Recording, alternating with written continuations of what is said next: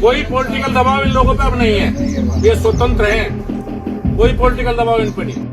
नजर है, मुजफ्फरनगर के खेत खलियान में नजर है। यहाँ के किसानी करने वाले, मजदूरी करने वाले, हमारे मेहनत कश किसान और मजदूर पे नजर है। और यही लोकदल का एजेंडा है, यही लोकदल का मतदाता, ये लोकदल का वोटर। जी हाँ दोस्तों, राहुल गांधी की यात्रा का उत्तर प्रदेश में बड़ा साइड इफेक्ट। एनडीए छोड़ करके अखिलेश के साथ क्या फिर आ रहे हैं जयंत चौधरी?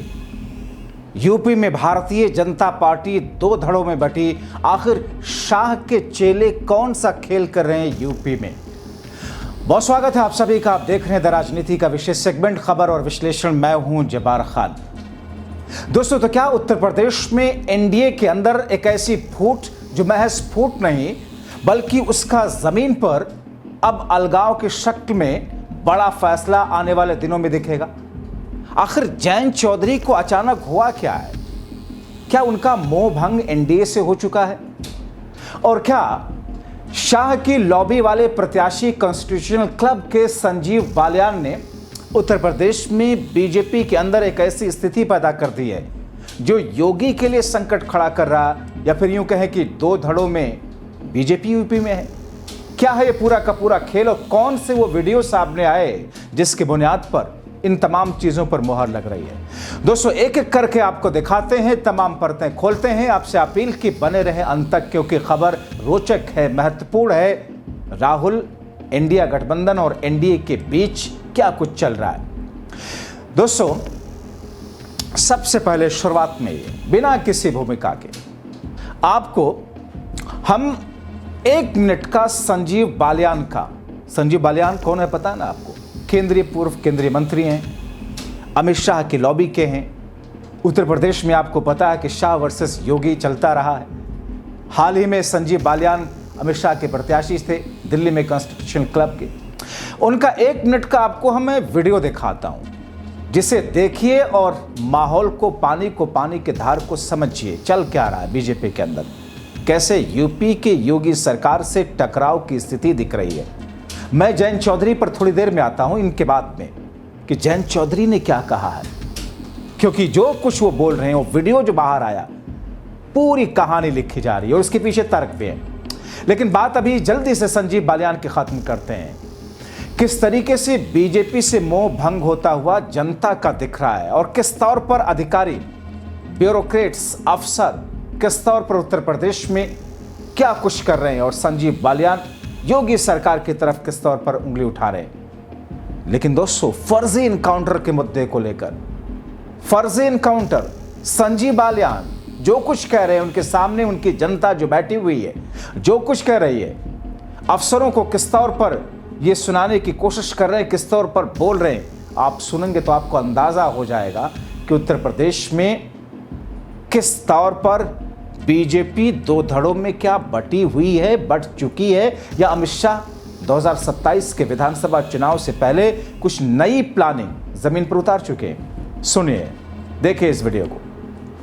कोई पॉलिटिकल दबाव इन लोगों पे अब नहीं है, ये स्वतंत्र हैं, कोई पॉलिटिकल दबाव इन पे नहीं। हमारे सामने नहीं, आप प्रधान जी हो बिल्कुल काम हमारे सामने बताओ, कभी आओ ये बैठ के खड़े 10 साल अमर साल है, किसी की मत थी गलत काम करते, ये मेरे कुछ हो रहे क्या करूँ भाई?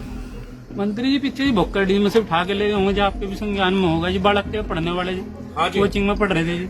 इस केस उन में पर कोई आप पीछे कोई वो नहीं था जी उन पर। उसमें 3-7 दिखाई ना, बहादुरी दिखाई, में सीसीटीवी फुटेज है। हाँ जी, बताओ। घर से ले जाते हुए सीसीटीवी फुटेज है, उसके बाद उन्होंने मुकदमा दिखा दिया और पुलिस पे गोली चलाई जानकारी में, और उसमें कप्तान ने कह रखा कि जांच करवा रहा हूँ, हटाऊंगा। बताओ जी, रात को आवे चोर डाकू भी आवे, पुलिस की वर्दी में भी आवे, मान लो गोली मार दी, कल को हमने जब क्या होगा, समाज साथ देगा हमारा, हम पर गोली मार देंगे नहीं, हम तो शुद्ध मार देंगे भाई, हम तो कह रहे हैं।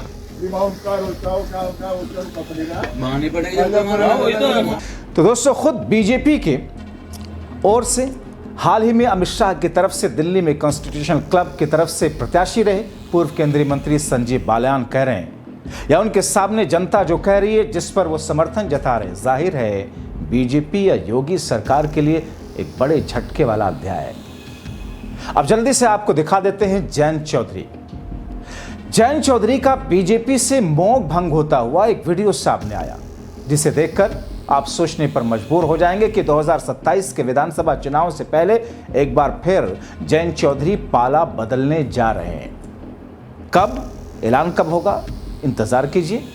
मगर आज की स्थिति में, आज के तारीख में ये स्थिति है, एक बार फिर अखिलेश के साथ वो जा सकते हैं। सोशल मीडिया पर उनके बयान वाला वीडियो पोस्ट करते हुए एक यूजर ने जो लिखा, सबसे पहले आपको बता देता हूं, फिर आपको वीडियो दिखाता हूं। जयंत जी कह रहे हैं, वो लिखते हैं, जैसे उनके समर्थकों का होगा फैसला वही वो निर्णय ले लेंगे। मुजफ्फरनगर भरा कला के पावटू पहुंचे केंद्रीय मंत्री और आरएलडी प्रमुख जयंत चौधरी ने किसानों से कहा, नजर बराबर है, मुजफ्फरनगर के खेत खलिहानों पर नजर है, किसानों मजदूरी करने वाले लोगों पर नजर है। यही लोक दल का एजेंडा और यही हमारा मतदाता है। यूरिया खाद की समस्या पर इशारा कर दिया और कहा, इससे ज्यादा मेरी बंदिश है बोलने के लिए, यानी कि मैं बंधा हुआ हूं एक गठबंधन से। सरकार हमारी दोनों जगहों पर, केंद्र और राज्य में, बंदिश में, इससे ज्यादा नहीं बोल सकता। मैं जो कुछ हूं आपके लिए हूं, सीधे दो टूक बता देता हूं। जब आप कह देंगे, जैसा आपका निर्णय होगा, आपको जो लगेगा वैसा निर्णय मैं ले लूंगा। सुन लीजिए पहले जयंत चौधरी। नजर है, मुजफ्फरनगर के खेत खलिहान में नजर है। यहाँ के किसानी करने वाले, मजदूरी करने वाले हमारे मेहनत कश किसान और मजदूर पे नजर है। और यही लोक दल का एजेंडा है, यही लोक दल का मतदाता, ये लोक दल का वोटर। इशारा कर दिया दूर, इससे ज्यादा मेरी बंदिश है मैं नहीं कह सकता।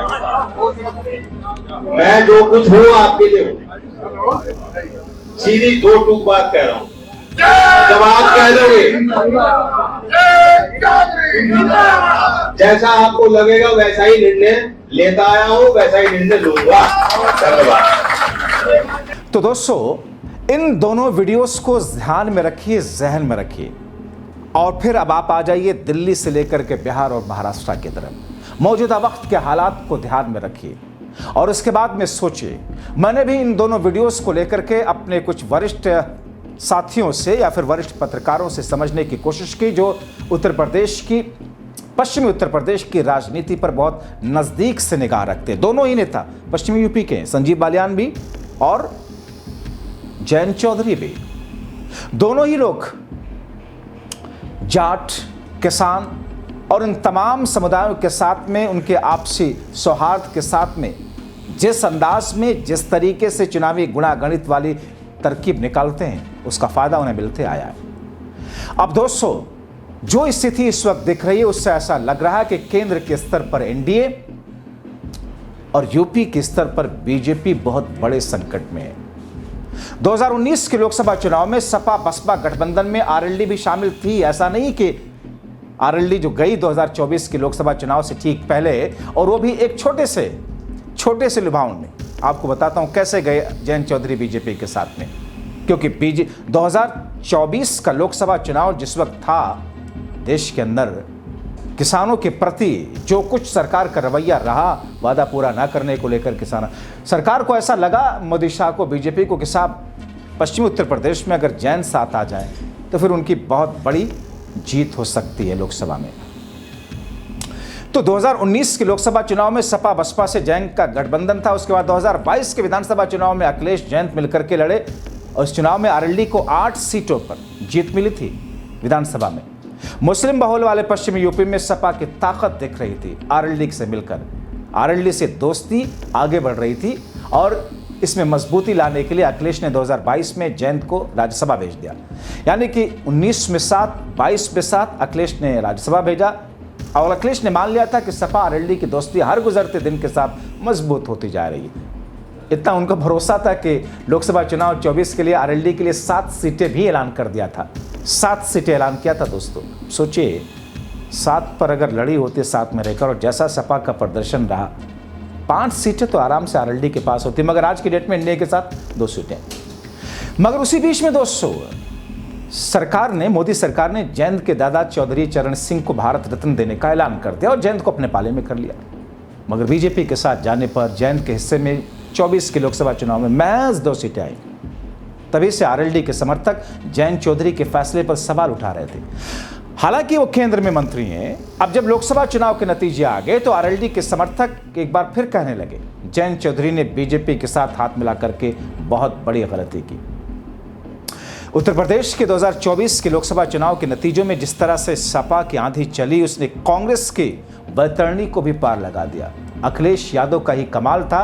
रायबरेली अमेठी जैसी सीट पर जीत के लिए संघर्ष कर रही कांग्रेस को 6 सीटें मिल गई। कांग्रेस के इस प्रदर्शन के बाद पश्चिमी यूपी में आरएलडी को लेकर खूब चर्चा रही। कई लोगों का मानना रहा अगर आरएलडी सपा के साथ होती कम से कम 5 सीटें जीतती, 5 सांसद उसके पास होते। खैर, हालांकि तस्वीर का दूसरा रुख जो है बीजेपी के नजरिए से अगर देखें तो वहां भी कुछ लोग ऐसा मानते हैं कि जयंत को एनडीए में लाकर बीजेपी को कोई बड़ा फायदा नहीं हुआ। जयंत को लाकर बीजेपी मुजफ्फरनगर, कैराना, सहारनपुर, मथुरा, अलीगढ़ जैसी जाट बहुल सीटों पर अच्छा प्रदर्शन करना चाहती थी, लेकिन नतीजे उल्टे आए। जयंत को साथ लाने के बावजूद बीजेपी ने मुजफ्फरनगर, कैराना सीट गंवाई जो 14 और 19 में जीती थी बीजेपी। खैर, अब जैसा कि एनडीए का और उसकी गिरती साख, मोदी योगी सरकार पर उठते सवाल, आरएलडी के साथ एक तरीके से बीजेपी का सौतेला व्यवहार जयंत को असहज कर रहा है। ऊपर से 2024 के लोकसभा चुनाव में बीजेपी के मुकाबले अखिलेश यादव का झंडा बुलंद होना नई इबारत लिख गया। उत्तर प्रदेश में एनडीए निम्न स्तर पर पहुंची थी। जो एनडीए 14 में 74, 19 में 64 सीटें जीतने में कामयाब रही, 24 में 36 पर सिमटी। बीजेपी महज 33 पर, आरएलडी 2, अपना दल 1। वोट प्रतिशत 8% से ज्यादा गिरा। इंडिया गठबंधन ने यूपी में शानदार प्रदर्शन किया, 37 सीटों पर सपा जीती। कांग्रेस 6 सीटों पर, आजाद समाज पार्टी 1 सीट पर जीतने में कामयाब हो गई। दोस्तों, अब ऐसे में जयंत चौधरी जो कुछ उस वीडियो में कह रहे हैं कि आपका फैसला मेरा फैसला, आप जो कह देंगे मैं वो फैसला ले लूंगा, जाहिर तौर पर इसके संकेत बहुत सारे निकल रहे हैं जयंत के नज़दीकी, और बहुत सारे सूत्र बता रहे हैं कि जयंत एक उहापोह की स्थिति में है।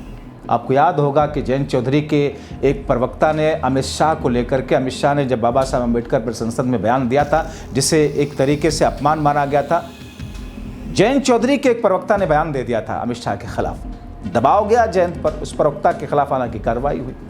लेकिन स्थिति पश्चिमी उत्तर प्रदेश में बीजेपी के अनुकूल बिल्कुल नहीं था 2024 से, और इस बीच में नतीजे ने तो और बहुत कुछ बदल दिया। यूपी में योगी की सरकार है, मगर योगी के खिलाफ एक धड़ा लगातार सक्रिय है।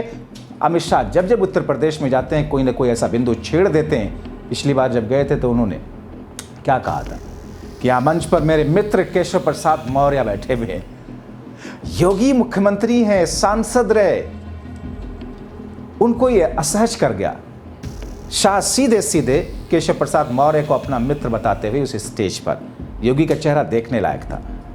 जाहिर तौर पर बीजेपी अमित शाह चलाते हैं, जाहिर तौर पर प्रधानमंत्री नरेंद्र मोदी जो चाहते हैं वो होता है, लेकिन सारी चीजें मैनेज अमित शाह करते हैं। इसलिए ऐसी स्थिति में जो कुछ उत्तर प्रदेश में चल रहा, योगी वर्सेस शाह, और उस बीच में संजीव बालियान का फर्जी इनकाउंटर्स या फिर अधिकारियों को या फिर उनकी बातों, लोगों की चीज़ों को ना सुने जाने को लेकर के जो कुछ कहा है, और जयंत चौधरी ने जो कहा कि फैसला मैं कभी भी ले लूँगा, बस आपका जो इशारा हो। इंतज़ार कीजिए, क्या ये राहुल गांधी के उस यात्रा का साइड इफेक्ट दिखना शुरू हो रहा है? अपनी राय कमेंट बॉक्स में ज़रूर लिखें। अभी के लिए इतना ही, बहुत शुक्रिया।